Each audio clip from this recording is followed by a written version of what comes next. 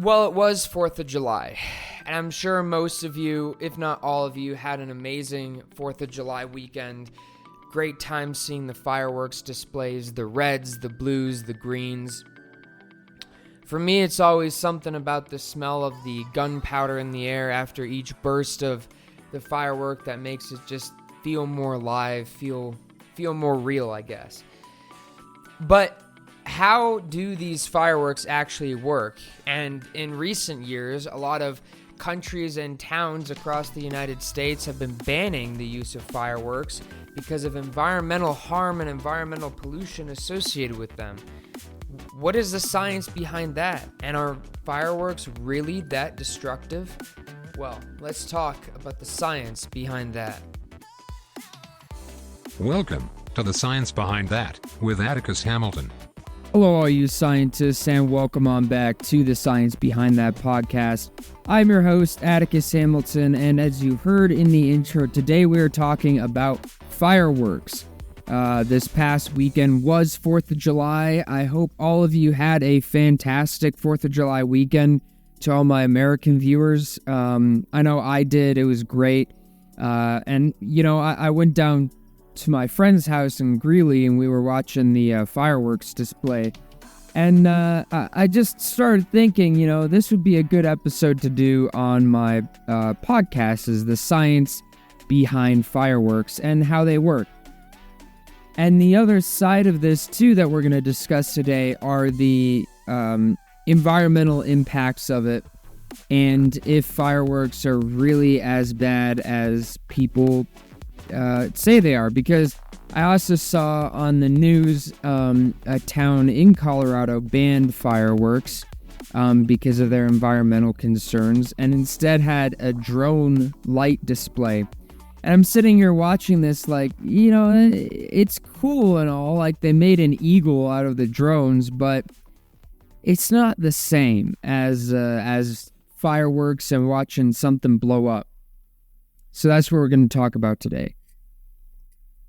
Sorry, I had to take a sip of my coffee there. And before we jump into this episode, I'd invite all of you guys to go grab yourselves a nice steaming hot cup of coffee, and we'll jump right into it. So on today's episode then, our little roadmap going forwards, we're going to talk about how fireworks work, the molecular formula of black powder, you know, how that's made. Then we're going to also talk about the environmental concerns that people have raised over fireworks. And then we're going to finish it with addressing those environmental concerns. So how do fireworks work? Well, it's actually pretty simple. So the structure of the firework will change based on, you know, what firework we're looking at. But if you take a mortar firework, and those are the ones with the base and the cylinder with the round inside that when you light it, it shoots up into the air and bursts in a big chrysanthemum. So the way that works is, so you have the mortar, which is basically just the tube that the shell is in. And it works in a very similar way to artillery. And so that shell a lot of times is like circular, and there's what's called a lift charge at the bottom of that shell. All the lift charge is it's a tiny compartment filled with black powder that is attached directly to that fuse. And when that burns, that creates a jet propulsion downwards, which forces the shell up into the air. After which, there's a time fuse in there, and the time fuse crosses over from the lift charge into the center of the shell. And once that lift charge burns all the way through, then that sets off the rest of the shell. It burns the time fuse, and then the time fuse burns the burst charge. And the burst charge is in the center of this ordnance. And that's all black powder. And then you'll put stars in there. What the stars are basically pulverized, compressed balls of metals, different metals that will explode and give off different colors. And we'll get into that in a minute. Of how we actually create those colors. And that's pretty much it. So all in all, the structure of one of those big aerial burst fireworks is your mortar, your fuse, your shell, your burst charge, your lift charge, your time fuse, and your stars. And so what are the stars then? The stars are generally compressed balls of, they could be lithium, sodium, potassium, strontium.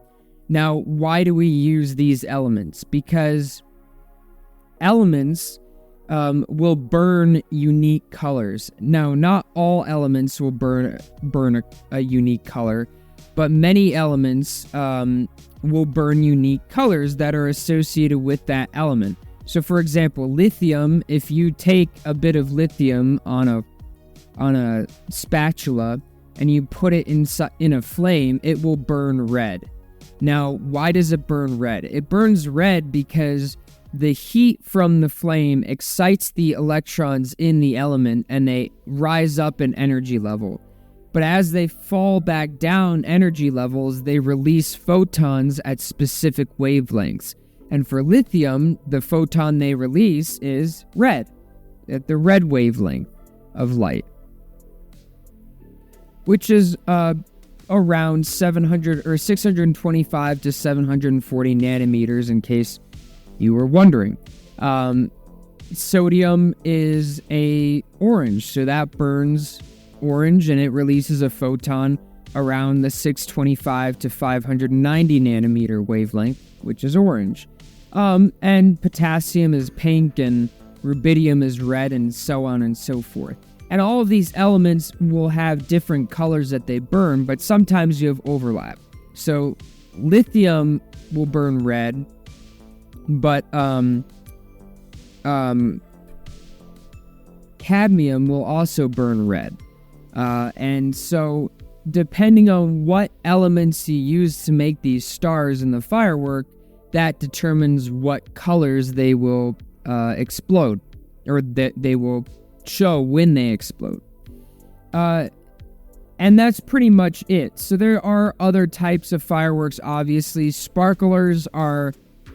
Firecrackers are the simplest type of firework, because all it is it's basically just a little bit of explosive. It's black powder wrapped in generally a paper or cardboard wrapper with a fuse, and then you ignite that and it blows up.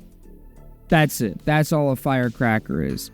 So they are the simplest type of fireworks. Sparklers, they are equally simple, but they're different. As many of you may know, sparklers, or like Roman candles, will burn for a minute or more. And the way that works is basically the rod itself is a punk. And what a punk is it's usually, you can buy them in fireworks shops. It's a stick that's generally made from compressed cow manure. And so when you light it, it smolders. So a sparkler has that as the base to smolder the flame. And then there's a fuel in there, which is a lot of times diffuse black powder. An oxidizer, which a lot of times will be like lithium or magnesium or oxygen or something like that. And then your iron or steel powder, and your iron powder produces the sparks. When iron burns, it burns very hot, so it produces a very bright white light, similar to magnesium. But unlike magnesium, it sparks off, right? If you burn magnesium, it is just a blindingly bright, retina-burning light that magnesium emits. Now, if you pulverize magnesium, you can get sparks, popping sparks. But it's not known for being as sparky as iron is. And then a binder to hold it all together in a stick form. And then the aerial fireworks, generally all of them work in the same way that we discussed originally. Now, depending on what type of firework or what type of design you're looking for, that's going to change the way you incorporate the different charges into the round itself. Bottle rockets function, they're almost firecrackers, just with an aerial charge. attached to a stick. That's pretty much all a bottle rocket is. Now, sometimes they'll put stars in there to give them different colors, but a lot of times all a bottle rocket is it's a firecracker that you put an aerial charge on, a fuse and a time fuse, and attach it to a stick so that when you light it, it shoots up in the air and then explodes like a normal firecracker would. And then so most of these colors that you get with fireworks come from, generally the red is going to be cadmium for some reason. They like using cadmium in a lot of fireworks. But the other things that will produce similar colors, lead produces a blue. So I don't know about these days. Potentially they still use them depending on where you go in the world. But lead used to be a big element that they would use for blue fireworks. You have strontium produces a red color as well. Copper is a bluish green. And so then this leads us into the environmental concerns with fireworks. Sorry, I had to take a sip of my coffee there. So, what are the environmental concerns with fireworks? Well, there's I guess, 3 parts to this, right? So, the first part is that exploding fireworks produces carbon dioxide because it's a combustion action.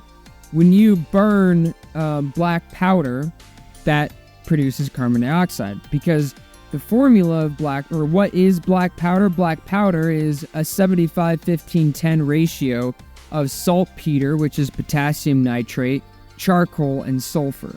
And that's it. That's all black powder is. So if you're ever in the wilds and you need to make gunpowder for some reason, there you go. You can make black powder.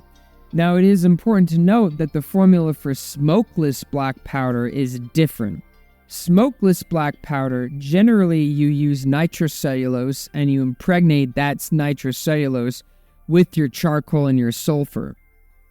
And so when you burn it, you don't produce any smoke.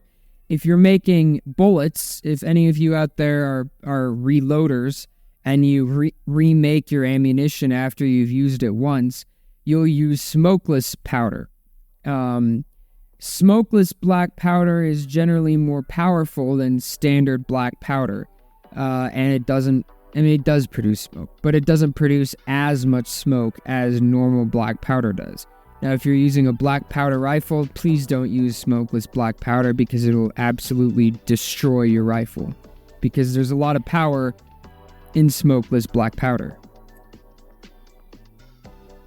But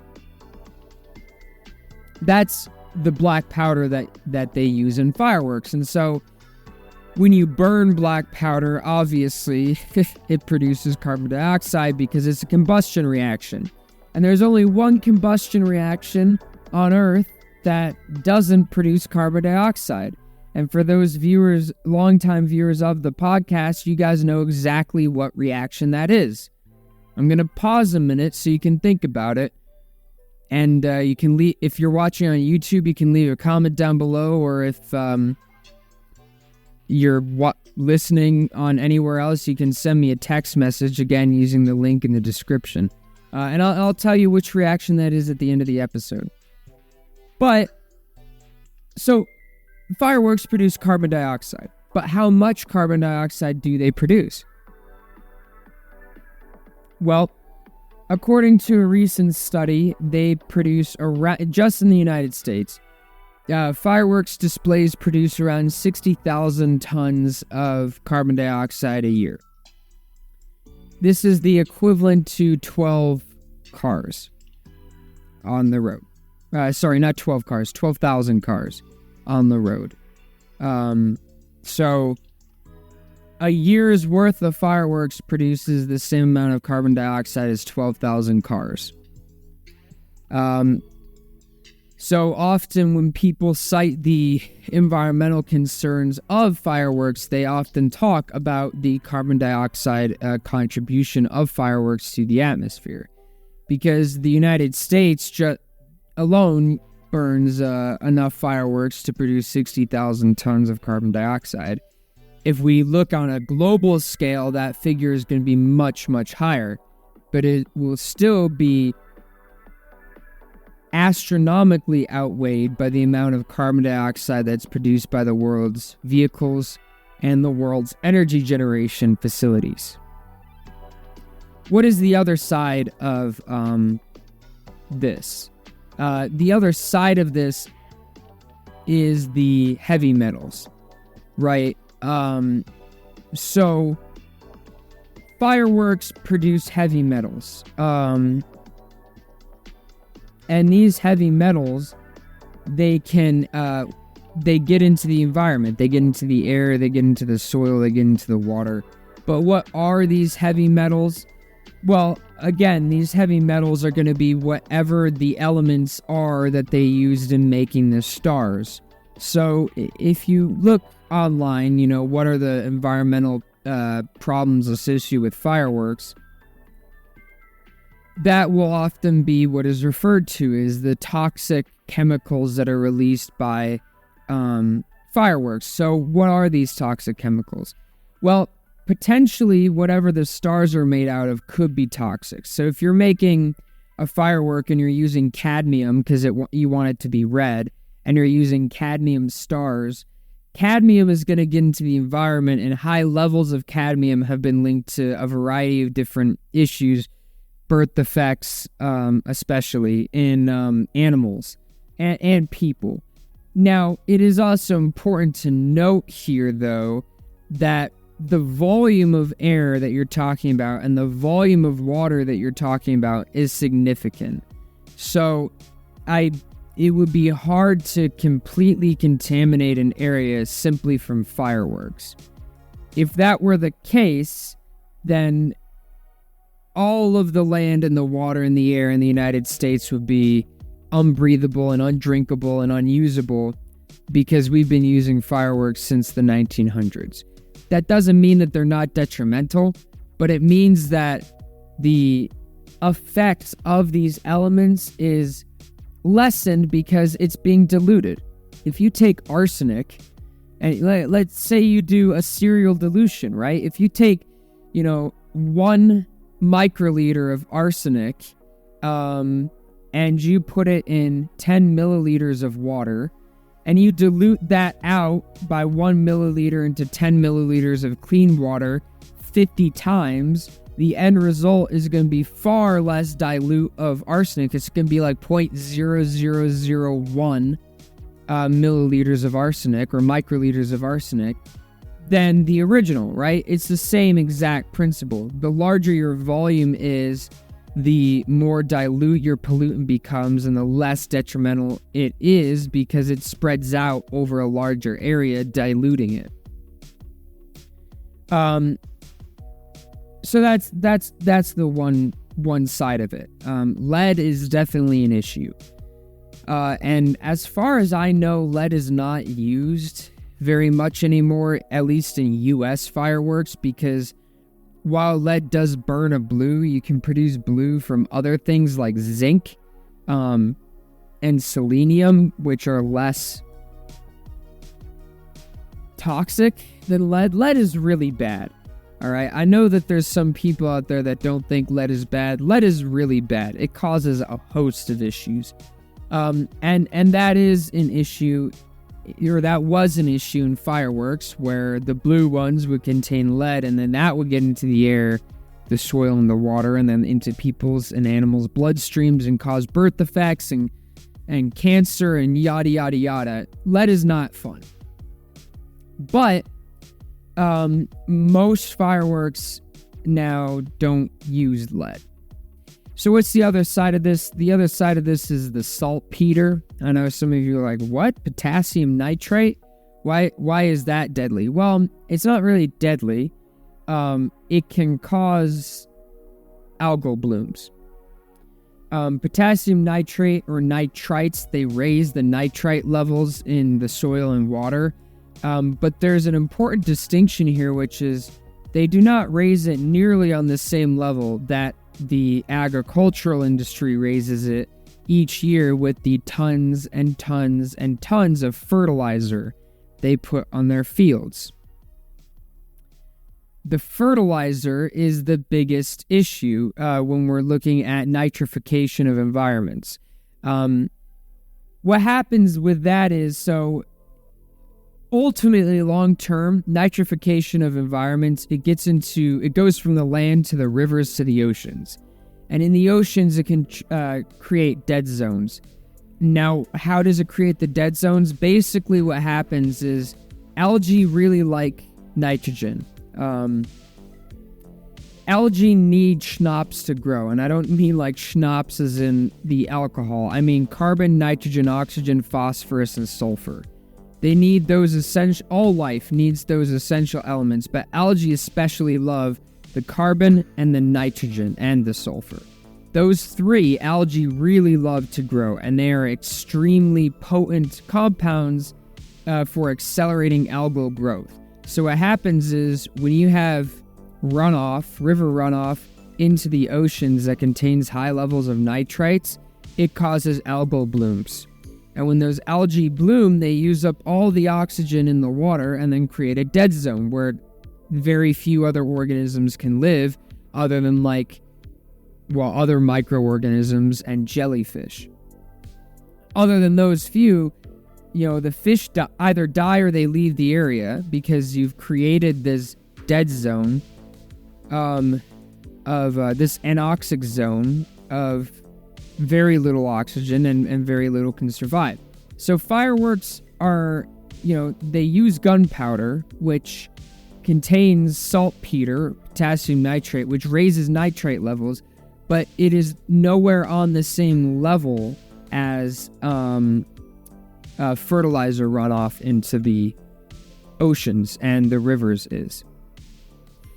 And those are the main ones, right? So the main ones are the carbon dioxide that's produced, the heavy metals that are used in the stars, and the saltpeter, and toxic chemicals like perchlorates.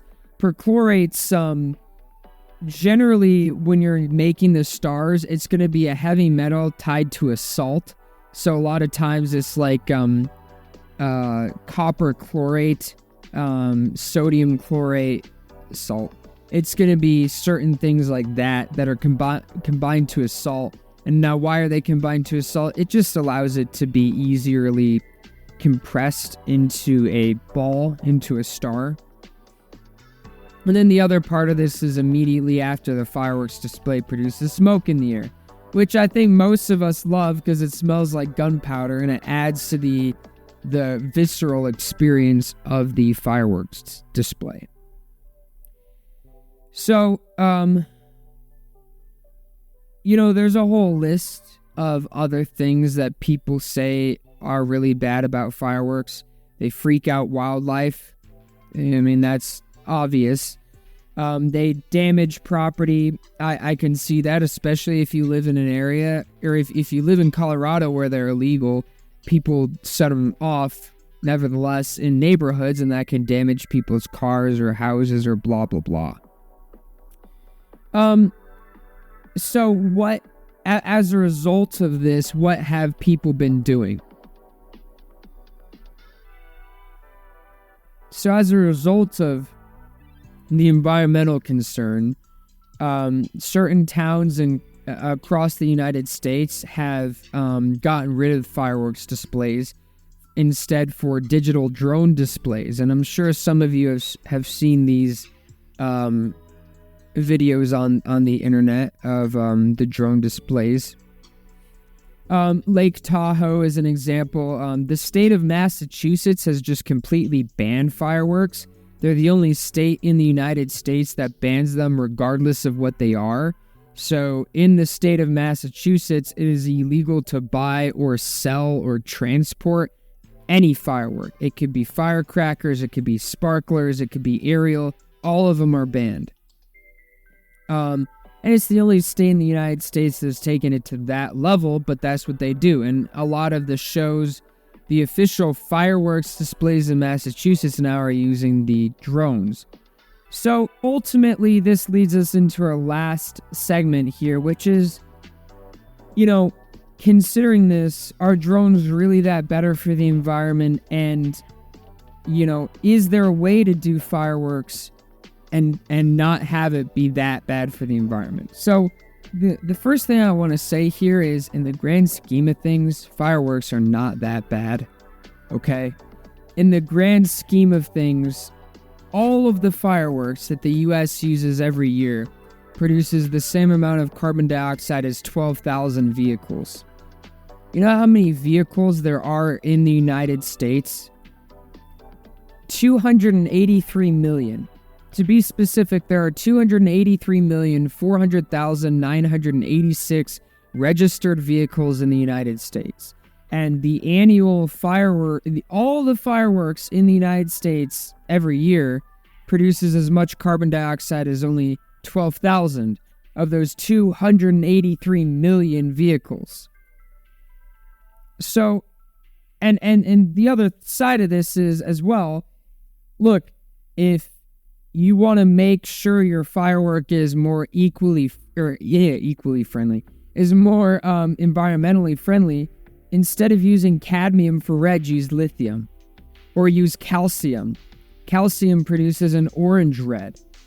There's nothing wrong with calcium. So use calcium. Instead of using cesium for blue or violet, use zinc. Zinc is not going to destroy the environment, and zinc is less toxic than cesium. Cesium is a very violent element. It's kind of awesome when you mix cesium with water. If any of you are curious, you should look up what happens when you mix sodium metal and cesium metal with water. It epically blows up.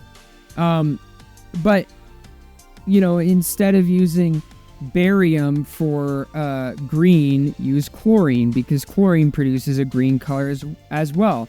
And instead of using lead for white or blue, use iron. Iron, when burned, will produce a bright white. Or magnesium. When magnesium is burned, it'll produce a bright white. So perhaps instead of banning fireworks, maybe we should be striving to create a fireworks industry around using less toxic elements for the stars. Because the gunpowder, and I will say this, saying that the saltpeter in gunpowder is bad for the environment is kind of silly. Because you're not just dumping saltpeter all over the environment, A. B, saltpeter can be found naturally in the environment. And C, saltpeter is metrically less bad for the environment than the fertilizer that is put on the fields to grow crops. It is far less bad for the environment than that. That is the biggest contributor to nitrification of the environment and eutrophication of the oceans, is fertilizer runoff, not fireworks. But there are things that we can do to make them better. Get rid of lead. We don't need lead in fireworks. That's stupid.